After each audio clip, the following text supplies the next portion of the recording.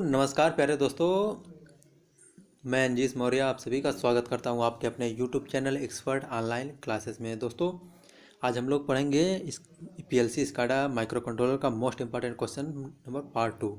इसके पार्ट 1 में देखिए हम लोग क्वेश्चन नंबर 30 तक देख चुके हैं। अगर आप लोग नहीं देखे हैं वीडियो तो प्लीज़ वीडियो के प्लेलिस्ट में जाइए, देखिए बहुत अच्छे से फुल डिस्क्रिप्शन के साथ अच्छे से बताया गया है। और आइए आज हम लोग इसका पार्ट 2 देखते हैं। इसमें क्वेश्चन हम लोग 20 क्वेश्चन तक देखेंगे। तो ठीक है, आइए हम लोग को यहाँ पर देखते हैं क्वेश्चन नंबर 31 में। और आप लोग अगर हमारे चैनल पर नए हैं तो प्लीज़ वीडियो को लाइक कर लीजिए, चैनल को सब्सक्राइब कर लीजिए और बेल आइकन को प्रेस कर लीजिए, जिससे कोई भी नोटिफिकेशन अगर वीडियो अपलोड की जाती है तो उसका नोटिफिकेशन प्रॉपर जाए आप लोग पर। एक कॉपी पेन लेकर बैठ जाइए आप लोग, जो इंपॉर्टेंट चीज़ें बताई जाएगी उसको नोट कर लीजिए। क्योंकि यार देखिए, थोड़ा सा प्रॉब्लम ये है ना कि मेरे पास कोई इक्विपमेंट नहीं है जिससे मतलब अच्छे से पढ़ाया जाए, तो बस स्क्रीन रिकॉर्डर है मोबाइल का, बस उसी से पढ़ाया जाता है। तो ठीक है, आइए हम लोग क्वेश्चन नंबर 31 देखते हैं। देखिए, the information that is made available for the heavy purchase of any things through a newspaper is called. मतलब कह रहा है, देखिए इसमें ढेर सारी मतलब बहुत भारी सामानों को खरीदने के लिए न्यूज़पेपर से उपलब्ध कराई जाने वाली जानकारी को क्या कहते हैं हम। तो देखिए, न्यूज़पेपर के जरिए अगर कोई आप एडवर्टीजमेंट निकालते हैं, उसमें मतलब ढेर सारी सामानों को खरीदने के लिए बोलते हैं, तो उसको हम टेंडर बोलते हैं। तो इसका ऑप्शन नंबर ए जो है वो देखिए करेक्ट है। तो यहाँ पर ऑप्शन नंबर ए करेक्ट है, इसका टेंडर बोलते हैं। देखिए, गाइडलाइन क्या होता है? गाइडलाइन का मतलब होता है देखिए दिशा निर्देश, मतलब किसी चीज़ को पालन करने के लिए कुछ मतलब कि निर्देश दिया जाता है, जिसको गाइडलाइन बोलते हैं। टर्म एंड कंडीशन होता है, मतलब उसको कैसे यूज करना है, क्या उसमें मतलब कि खराबी है, क्या मतलब कैसे कैसे मतलब यूज करना है, इन सब के बारे में टर्म एंड कंडीशन होता है। बजट नोटिस मतलब खरीदा हुआ नोटिस। तो बजट नोटिस का मतलब होता है जैसे कोई भी चीज़ अगर हम खरीद रहे हैं तो उसके लिए एक नोटिस जारी करते हैं। तो यहाँ पर ऑप्शन नंबर एक करेक्ट है कि कोई भी मतलब जैसे टेंडर होता है, जो बड़ी बड़ी कंपनियाँ होती हैं, इन्वेस्टर होते हैं, उन सब के लिए होता है। तो ऑप्शन नंबर ए इसका करेक्ट है। ठीक है, 31 का। क्वेश्चन नंबर 32 हम देखते हैं। देखिए, first time for which of the following SCADA technique was used. पहली बार स्काडा टेक्निक कहाँ के लिए यूज़ किया गया था? देखिए, इंडस्ट्री में सबसे पहली बार जो हुआ था वो इंडस्ट्री में हुआ था। तो ऑप्शन नंबर बी करेक्ट है यहाँ पर। देखिए, रेलवे में तो रेलवे में नहीं किया गया था, सबसे पहले इंडस्ट्री में किया गया था। फिर उसके बाद उसके बाद आपका रेलवे में किया गया था। फिर उसके बाद देखिए फारकेस्टिंग जो है तो फारकेस्टिंग में नहीं किया गया था। देखिए, फारकेस्टिंग मतलब कि भविष्यवाणी करना। तो भविष्यवाणी करने के लिए देखिए ये एक सॉफ्टवेयर है, जो स्काडा है ये एक सॉफ्टवेयर है। इसमें जो आप इनपुट मतलब इंटर करेंगे, अप्लाई करेंगे, वही आपको आउटपुट में वो करंट मतलब इसका स्टेटस बताता है। ठीक है, तो ये कोई मतलब कि ऐसा नहीं है कोई मतलब ज्ञानी पुरुष है कि उसको मतलब हम जो बोल दिए वो अपने आप कर देगा, नहीं। अगर हम कोई कमांड देंगे तभी ये आउटपुट देगा। ठीक है, स्टेटस बताएगा आपका। ठीक, तो यहाँ पर सबसे पहली बार कब यूज हुआ था, तो कहाँ यूज हुआ था? तो रेलवे में हुआ था, 1960 में अप्रॉक्स हुआ था। ठीक है, इसके बाद क्वेश्चन नंबर 33 है। क्वेश्चन नंबर 33 में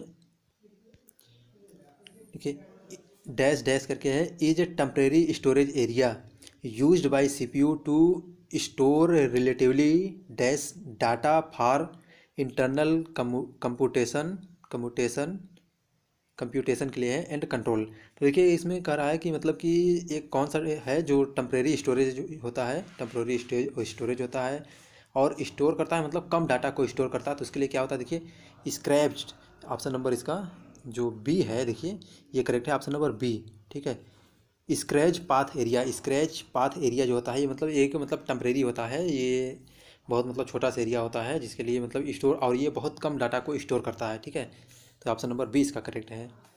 इसके बाद देखिए क्वेश्चन नंबर 34 है, why CPU module is used in PLC. CPU को पीएलसी में क्यों यूज किया जाता है? तो देखिए, जैसे आप जैसे पीसी देखते हैं, अपना पर्सनल कंप्यूटर देखते हैं, पर्सनल कंप्यूटर में सीपीयू का जो यूज होता है वही सेम यूज आपका पीएलसी में भी होता है। PLC is just like PC, आपका पर्सनल कंप्यूटर जो होता है उसके एकदम सेम सेम मतलब उसी तरह होता है। बस मेजर डिफरेंस यही है कि पीएलसी को जो है हम मतलब कि किसी भी कंडीशन में यूज कर सकते हैं। जैसे आपका एटमॉस्फेरिक ख़राब हो कंडीशन, नमी हो, ड्राई हो, टेम्परेचर हाई हो, हर जगह हम यूज कर सकते हैं। तो देखिए इसमें क्या है, to perform input control and output updates. ठीक है, अपडेट्स आउटपुट मतलब to perform input control and output update output के लिए हम यूज करते हैं। तो ऑप्शन नंबर बी यहाँ पर करेक्ट है। पीएलसी में हम इनपुट को कंट्रोल करने के लिए और आउटपुट को अपडेट करने के लिए यूज करते हैं। ठीक है, नेक्स्ट क्वेश्चन है the MVM instruction in PLC stand for. MVM का मतलब क्या होता है? देखिए ये सब इंस्ट्रक्शन है, तो जैसे आपका ये फाइल ट्रांसफ़र करने वाला इंस्ट्रक्शन है, जैसे MVM हो गया, ठीक है। MVM हो गया आपका मतलब मास्क्ड मोव्ड होता है, इसका मतलब होता है मास्क्ड मूव होता है, ठीक है। जैसे आपको कॉपी का इंस्ट्रक्शन करना हो तो कॉपी के इंस्ट्रक्शन के लिए क्या है, आप COP रहता है, ठीक है। आपका फाइल फिल के लिए FFL होता है, फाइल फिल के लिए, ठीक है। ऐसे ही होता है, तो सबके लिए अलग अलग है इंस्ट्रक्शन। ये इसका जो है मतलब मैं टेलीग्राम पे अपलोड कर दूंगा, आप वहाँ से देख सकते हैं सभी इंस्ट्रक्शन को। और यहाँ ऑब्जेक्टिव में इतना ज़्यादा बताने के लिए मतलब टाइम नहीं रहता है कि बहुत ज़्यादा उसको डिटेल एक्सप्लेन किया जाए। तो यहाँ पर देखिए क्या है, मास्क्ड मोव है, ठीक है। Masked mauve option number C इसका करेक्ट है। ये सब क्या है, फाइल ट्रांसफ़र है वाले मतलब इंस्ट्रक्शन है, ठीक। तो क्वेश्चन नंबर 35 का ऑप्शन नंबर C करेक्ट है। इसके बाद देखिए नेक्स्ट क्वेश्चन है हमारा, how is the pressure of order is of preparation operation in programmable automation. Programmable automation में मतलब ऑपरेशन के दौरान किस दबाव की तरह मतलब यूज करते हैं, किस क्रम का दबाव रहता है। तो देखिए इसमें ऑपरेशन के लिए क्या है हमारा, इसमें देखिए क्या है क्वेश्चन नंबर 37 का,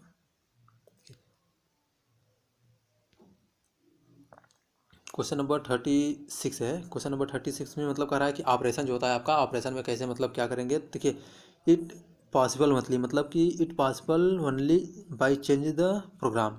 मतलब कह रहा है कि अगर हम कोई प्रोग्राम को मतलब रन कर दिए हैं, ठीक है, ऑपरेशन में ले रहे हैं, तो उसको हम कब चेंज कर सकते हैं। तो ऐसे समझिए कि अगर आप कोई जैसे प्रोग्राम की डिज़ाइन कर दिए हैं, ठीक है, अगर प्रोग्राम की डिज़ाइन कर दिए तो उसको केवल आप प्रोग्रामिंग को चेंज करके ही तब कुछ कर सकते हैं। जैसे सपोज करिए कि आप कोई भी मतलब डाटा एक प्रोग्राम सेट कर दिए हैं, ठीक। तो प्रोग्राम सेट कर दिए एक, वो 1 सेकंड में मान लीजिए या 10 सेकंड में 15 सेकंड में वो 100 बॉटल को काउंट कर रहा है, ठीक है।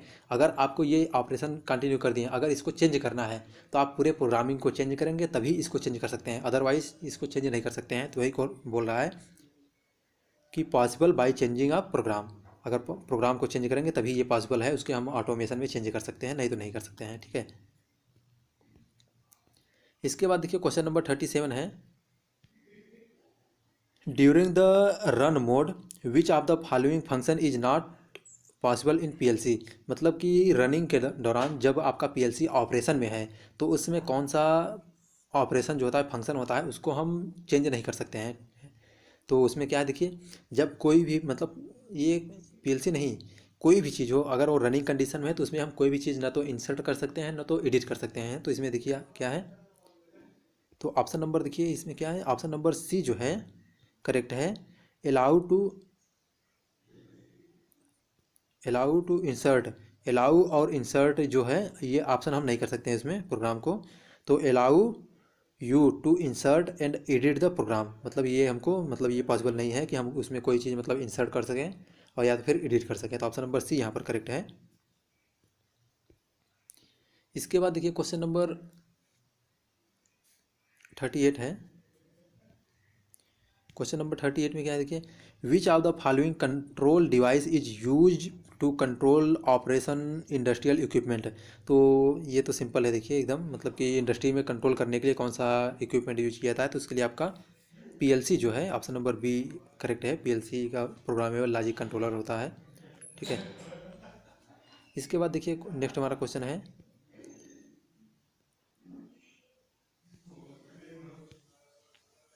क्वेश्चन नंबर 39 है, the objective of automation is the case of work system to be automatic such that the system become. मतलब कह रहा है कि देखिए ऑटोमेटिक जो होता है, ऑटोमेशन होता है, उसमें हम ऑटोमेटिक जो सिस्टम यूज करते हैं उसका हमको एडवांटेज क्या है, प्रॉफिट क्या है, या मतलब कि हम अगर ऑटोमेटिक कोई सिस्टम यूज करते हैं उससे हमको फ़ायदा क्या है, कारण क्या है कि हम ऑटोमेटिक उसको बनाते हैं। तो देखिए उसमें क्या होता है, जैसे आप कोई भी चीज़ ऑटोमेटिक सिस्टम कर देते हैं तो उसमें आपको एडवांटेज रहता है कि जैसे आप वो सेल्फ एक्टिंग होता है, सेल्फ रेगुलेटिंग होता है और सेल्फ रिलायंट होता है। तो ये सबसे अच्छी बात होती है देखिए कि मतलब कि इसमें क्या होता है, तो ऑप्शन नंबर B करेक्ट है। इसलिए हम कोई चीज़ सोचते हैं कि ऑटोमेटिक सब कुछ हो जाए। ऑटोमेटिक नौकरी नहीं मिलने वाली भाई, पढ़ना पड़ता है नौकरी के लिए, बाकी सब कुछ ऑटोमेटिक हो जाता है, ठीक है। तो इसमें क्या देखिए, सेल्फ एक्टिंग, सेल्फ रेगुलेटिंग और सेल्फ रिलायंट ऑल, मतलब कि इसमें देखिए जैसे आपको सेल्फ रेगुलेटिंग हो जाता है, अगर आप ऑटोमेटिक सिस्टम बना देते हैं तो उसमें रेगुलेटिंग सेल्फ होता है, और उसके बाद फिर सेल्फ रेगुलेटिंग होता है, सेल्फ एक्टिंग होता है, सेल्फ रेगुलेटिंग होता है, और आत्मनिर्भर रहता है। ठीक है, तो मतलब किसी पे डिपेंड नहीं रहता है, वो ऑटोमेटिकली सब कुछ अपना प्रोसेस हो जाता है। इसके बाद देखिए क्वेश्चन नंबर 40 है। क्वेश्चन नंबर 40 में कह रहा है फ्लैग, थोड़ा सा नीचे करते हैं। देखिए हम the the 8051 micro controller has math flag, मतलब कि 8051 माइक्रो कंट्रोलर में मैथ फ्लैग कितने होते हैं। देखिए मैथ फ्लैग जो होते हैं 4 होते हैं, तो ऑप्शन नंबर डी इसका करेक्ट है। देखिए और कौन कौन से होते हैं, देखिए आपका कैरी होता है, एक्सिलरी कैरी होता है, ओवरफ्लो होता है और पेरिटी होता है। ठीक है, तो ये 4 आपके फ्लैग होते हैं। फ्लैग एक तरह से रजिस्टर होते हैं, मेमोरी होती है। ठीक है, तो इसको मतलब मैथमेटिकल ऑपरेशन को स्टोर करने के लिए या रिप्रेजेंट करने के लिए हम मैथ फ्लैग का यूज करते हैं माइक्रो कंट्रोलर में, या किसी भी मतलब माइक्रो प्रोसेसर में। समझिए micro controller is a part of micro processor. इसमें डाटा होते हैं, जैसे आपके रजिस्टर होते हैं, फ्लैग होते हैं। ठीक है, इसके बाद देखिए नेक्स्ट है हमारा फ्लो चार्ट। देखिए मोस्ट इंपॉर्टेंट है, फ्लो चार्ट से हमेशा लगभग एक आध क्वेश्चन पूछा जाता है, कौन सा किसको रिप्रेजेंट करता है। ठीक है, तो हम लोग क्वेश्चन पढ़ते हैं। देखिए in flow chart representation which of the following symbol show input output, मतलब कि फ्लो चार्ट दिया गया, फ्लो चार्ट में कौन सा इनपुट और आउटपुट को रिप्रेजेंट करता है। तो देखिए तो इसका ऑप्शन नंबर जो डी है वो करेक्ट है, क्वाड्रिलेटरल। ठीक है, क्वाड्रिलेटरल या चतुर्भुज इसको बोलते हैं। इसी को देखिए क्वाड्रिलेटरल को हम क्या बोलते हैं, पैरेललोग्राम बोलते हैं। ठीक है, पैरेललोग्राम बोलते हैं। ठीक, तो ऑप्शन नंबर डी इसका करेक्ट है। देखिए और इसके बाद देखिए जैसे आपका और कौन सा, जैसे आपका ओवेल होता है। ठीक है, ओवेल होता है, ओवेल के लिए हम ऐसे ही सिंबल होता है, ये ओवेल होता है। ठीक, तो ओवेल के लिए ये क्या करता है, आपका स्टार्ट या एंड को रिप्रेजेंट करता है। ओवेल जो होता है स्टार्ट या एंड को रिप्रेजेंट करता है। एरो होता है एक, ऐसे देखो एरो होता है, तो एरो क्या करता है, देखिए एरो जो होता है आपके मतलब फ्लो को रिप्रेजेंट करता है, किस डायरेक्शन में मतलब किस चीज़ का फ्लो हो रहा है, वो एरो हेड दिखाता है इसका आपको। इसके बाद इनपुट आउटपुट हो गया आपका, क्वाड्रिलेटरल हो गया इनपुट आउटपुट के लिए आपका। ठीक है, इसके बाद देखिए डिसीजन होता है। देखिए डिसीजन के लिए क्या होता है, डायमंड शेप में जो होता है, डायमंड शेप। ठीक है, देखिए डायमंड शेप है डिसीजन के लिए, मतलब ऐसे होता है आपका, तो ये डायमंड शेप में होता है, तो इसको क्या बोलते हैं, डिसीजन के लिए। ठीक है, कोई भी चीज़ आपको अगर डिसीजन लेना हो तो हम ये डायमंड शेप को रिप्रेजेंट करते हैं। ठीक, और रेक्टेंगल जो होता है, देखिए रेक्टेंगल होता है, रेक्टेंगल तो आप लोग जानते होंगे। देखिए रेक्टेंगल होता है, ये रेक्टेंगल होता है। रेक्टेंगल क्या रिप्रेजेंट करता है, प्रोसेस को। अगर कोई भी चीज़ प्रोसेसिंग में होती है तो उसको हम रेक्टेंगल के माध्यम से शो कराते हैं। इसका हम वो जो मतलब पिक है सभी को हम पीडीएफ उसमें डाल देंगे टेलीग्राम पे, आप लोग टेलीग्राम से देख लीजिएगा इसको। ठीक, तो आइए हम लोग नेक्स्ट क्वेश्चन देखते हैं।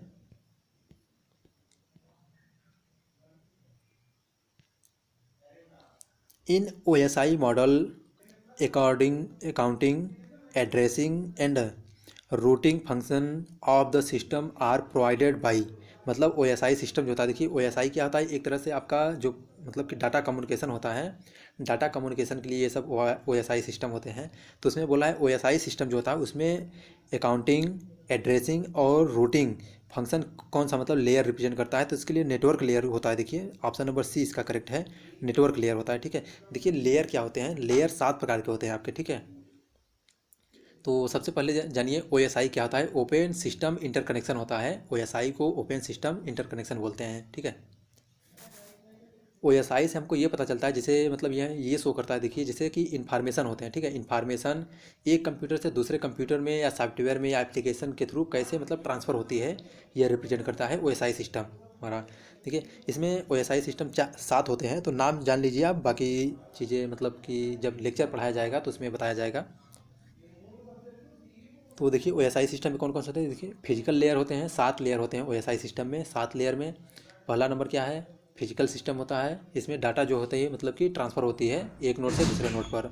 ठीक, उसके बाद देखिए आपका डाटा लिंक लेयर होता है, या इसमें मतलब कोशिश करता है कि कम से कम एरर मतलब जो फाइल ट्रांसफ़र हो डाटा लेयर में, डाटा लेयर में होता है कि कम जो फाइल ट्रांसफ़र उसमें एरर कम से कम हो। नेटवर्क लेयर होता है, नेटवर्क लेयर में क्या होता है, देखिए आपका तीसरा नंबर होता है नेटवर्क लेयर। नेटवर्क लेयर में आपका अकाउंटिंग एड्रेसिंग और रूटिंग फंक्शन होते हैं। ठीक, इसके बाद आपका आता है ट्रांसफ़र पोर्ट जो होता है, ट्रांसपोर्ट लेयर होता है। इसमें यह मैनेज करता है कि मतलब कि कोई डुप्लीकेट जो होता है डाटा ना ट्रांसमिट हो जाए, तो ये ट्रांसपोर्ट लेयर होता है। ठीक, इसके बाद देखिए आपका सेशन लेयर होता है। सेशन लेयर जो होता है इसका मेन होता है कि सिंक्रोनाइजेशन को ये मेंटेन रखे, ठीक।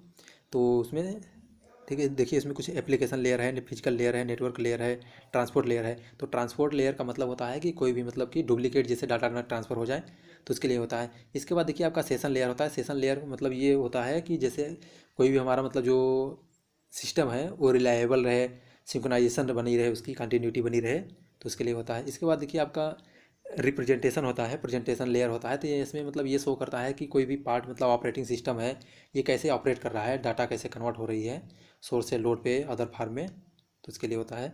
इसके बाद आपका एप्लीकेशन लेयर होता है। एप्लीकेशन लेयर में मतलब ये शो करता है मतलब HTTP hyper text type protocol जो होता है उसके थ्रू से मतलब कि सर्विस जो कैसे प्रोवाइड की जाती है, इन सब के बारे में है, ठीक है। उसके बाद देखिए क्वेश्चन नंबर 30 है, in industrial communication DTE stand for, मतलब कि औद्योगिक जो होता है इंडस्ट्री में, इंडस्ट्रियल कम्युनिकेशन में DTE का मतलब क्या होता है। एक चीज़ जान लीजिए आप लोग कि जो आपका मतलब कि फुल मतलब शॉर्ट फॉर्म वाले हैं उसका फुल फॉर्म पूछता है, ये बहुत ज़्यादा पूछा जाता है, लगभग 3-4 क्वेश्चन तो हमेशा हर एग्जाम में रहता है। तो आप लोग इसको अच्छे से याद कर लीजिए सभी को। देखिए DTE का मतलब क्या होता है, डाटा टर्मिनल इक्विपमेंट होता है। तो ऑप्शन नंबर सी इसका करेक्ट है, डाटा टर्मिनल इक्विपमेंट होता है, ठीक है। अगर आप लोग थोड़ा सा DTE के बारे में आप लोग को बताएं तो देखिए तो DTE का मतलब क्या होता है। देखिए DTE जैसे होता है कि कोई भी फाइल अगर डाटा को ट्रांसफ़र करना होता है एक मतलब सोर्स से एक केबल के माध्यम से, मतलब कैसे हम ट्रांसफ़र करते हैं, तो ये पूरा मतलब उसका मैनेजिंग करता है। जैसे डाटा मतलब इक्विपमेंट जो होते हैं मतलब कि सोर्स से आपको लोड पे या डेस्टिनेशन पे जो डाटा ट्रांसफ़र की जाती है वो मतलब कि उसको कन्वर्ट किस में करता है, डिजिटल जो सिग्नल होते हैं डिजिटल सिग्नल को बाइनरी सिग्नल में कन्वर्ट करके तब वो ट्रांसफ़र करती है। तो ये सब कम्युनिकेशन सिस्टम में आते हैं सब, ठीक है। तो इंडस्ट्रियल में DTE का मतलब क्या होता है, डाटा टर्मिनल इक्विपमेंट होते हैं। इसके बाद देखिए क्वेश्चन नंबर 44 है, इन 80-51 माइक्रो कंट्रोलर में mode 1 for serial data communication मतलब क्या होता है। देखिए मोड 1 मतलब क्या है, देखिए उसमें मोड जो होते हैं, मोड मतलब सीरियल डाटा कम्युनिकेशन में मोड होते हैं, 3-4 मोड होते हैं आपके, ठीक है। जैसे मोड 0 होता है, मोड 1 होता है, मोड 2 होता है, मोड 3 होता है, तो इसके लिए है। तो इसमें मोड 1 का मतलब क्या होता है, स्टैंडर्ड UART मोड, ठीक है। ऑप्शन नंबर 20 का करेक्ट है। सीरियल डाटा कम्युनिकेशन में आपका मोड 1 मतलब होता है स्टैंड फॉर UART मोड। अब UART का मतलब क्या होता है, देखिए UART का मतलब होता है universal asynchronous receiver transmitter. UART का मतलब होता है यूनिवर्सल एसिंक्रोनस रिसीवर ट्रांसमीटर, ठीक है। ये 10 बिट डाटा को ट्रांसमिट करता है सोर्स से, मतलब कि लोड पे 10 बिट डाटा को रिसीव करता है, ठीक है। और मोड 1 का मतलब जैसे मोड 1 में UART मोड होता है, स्टैंडर्ड UART मोड होता है इसमें, ठीक है। तो ठीक है, नेक्स्ट क्वेश्चन हम लोग देखते हैं, आइए। For which of the following instruction 9 bit are involved in the rotation.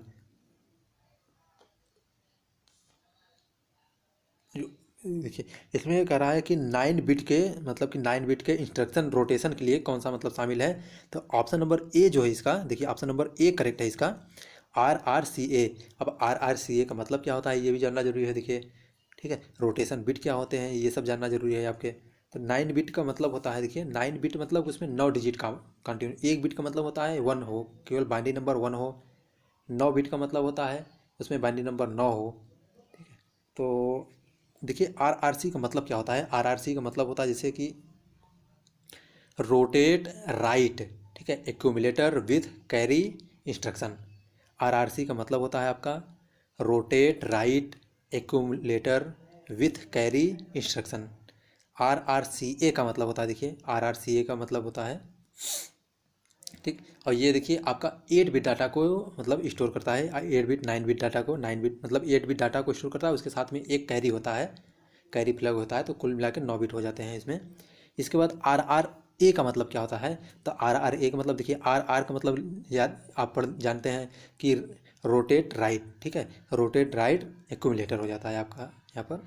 तो RRA का मतलब होता है। RRAL का मतलब क्या होता है, रोटेट लेफ्ट एक्यूमुलेटर होता है, ठीक है।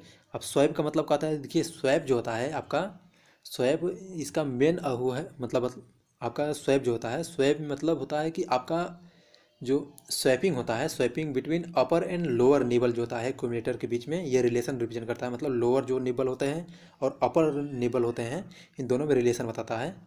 तो ऑप्शन नंबर सी ए इसका करेक्ट है। देखिए क्वेश्चन नंबर 45 का ऑप्शन नंबर ए करेक्ट है।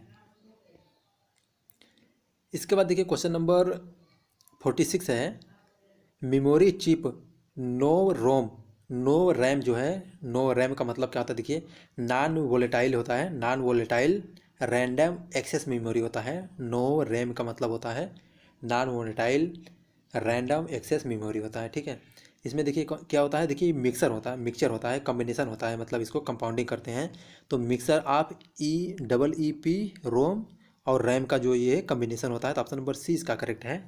नो रैम जो मेमोरी चिप होती है उसमें मिक्सर आप EP रोम, EEE रोम है और आपका रैम है। ठीक है, तो EEP रैम देखिए कुछ फुल फॉर्म है, इसको याद कर लीजिए। रैम का फुल फॉर्म होता है रैंडम एक्सेस मेमोरी, और रोम का फुल फॉर्म होता है रीड ओनली मेमोरी।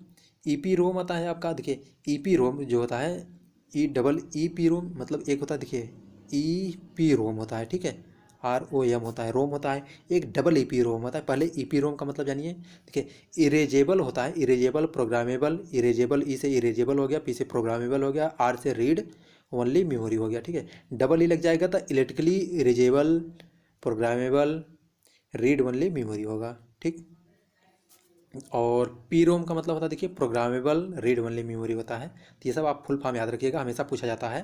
ठीक है, तो यहाँ पर ऑप्शन नंबर ए सी इसका करेक्ट है।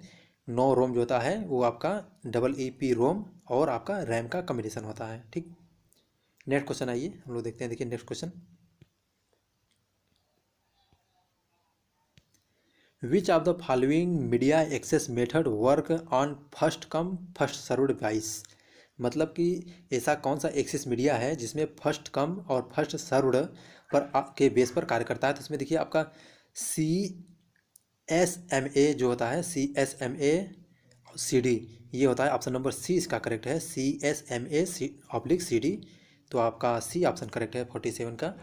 ठीक है, तो इसमें देखिए कुछ मीडिया डाटा मतलब होते हैं, तो इसमें कुछ हमारे मतलब कि नियम दिए गए हैं। जैसे देखिए इसका मीडिया डाटा एक्सेस होता है, मीडिया मतलब एक्सेस मेथड में क्या होता है? देखिए मीडिया डाटा एक्सेस क्या होता है, तो इसके बारे में थोड़ा सा आप अगर जानेंगे तो देखिए मीडिया एक्सेस मेथड जो होता है इसमें देखिए, how a computer terminal on network gain and control access to network physical media lines as cable. मतलब कि जो आपके मीडिया होते हैं वो एक कंप्यूटर से दूसरे कंप्यूटर में कैसे मतलब फिजिकली या बाई केबल के माध्यम से कैसे मतलब ट्रांसफ़र होती है, ये शो करता है। ठीक है, इसमें देखिए कुछ कॉमन मतलब जैसे कुछ इंपॉर्टेंट मीडिया होते हैं जो मतलब कॉमन मीडिया एक्सेस होते हैं। जैसे आपका देखिए इसमें पहला है CSMA/CD है। तो इसका मतलब क्या होता है? देखिए CSMA/CD का फुल फॉर्म क्या होता है? तो देखिए carrier sense multiple access with collision detection. फिर से देखिए CSMA का फुल फॉर्म क्या होता है?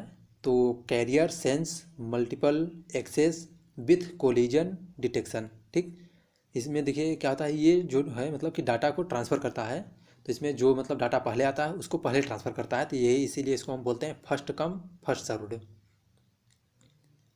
इसके बाद देखिए CSMA एक CA होता है, एक CBA होता है, एक CA होता है। तो देखिए आपका CSMA/CA का पहले देख लीजिए। तो देखिए carrier sense multiple access with collision avoid होता है।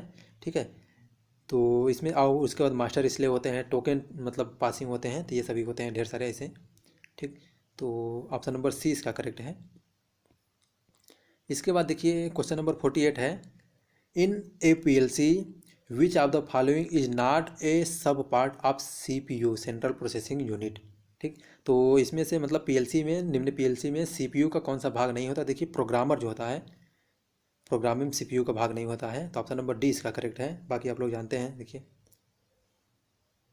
तो यहाँ पर ऑप्शन नंबर डी करेक्ट है। प्रोग्रामिंग जो होती है, प्रोग्रामिंग हम ये CPU का पार्ट नहीं होता है। CPU में देखिए आपका सप्लाई होते हैं, 5 वोल्ट DC सप्लाई देते हैं, माइक्रो प्रोसेसर होता है, मेमोरी होता है, मेमोरी में आपका रैम और रोम होते हैं। ठीक है, तो ऑप्शन नंबर डी करेक्ट है कि प्रोग्रामर जो होता है ये CPU का पार्ट नहीं होता है।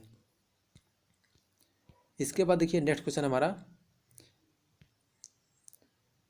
In a binary system nibble means, binary system में नेबल का अर्थ क्या होता है देखिए, तो इसमें 4 बिट, एक नेबल मतलब बराबर 4 बिट होता है, तो ऑप्शन नंबर सी इसका करेक्ट है। ठीक, तो ऑप्शन नंबर सी इसका करेक्ट है। ठीक है, देखिए कुछ जान लीजिए, आपका जैसे आपका ईच जीरो या 1 बिट मिलके एक बिट बनता है, बाइनरी मिलके एक बिट बनता है, मतलब कि एक जीरो रहे या एक वन रहे, ठीक है, बाइनरी नंबर में रहे तो वो आपका एक बिट होता है, या 4 बिट मिलके एक निबल बनता है, 8 बिट मिलके एक बाइट बनता है।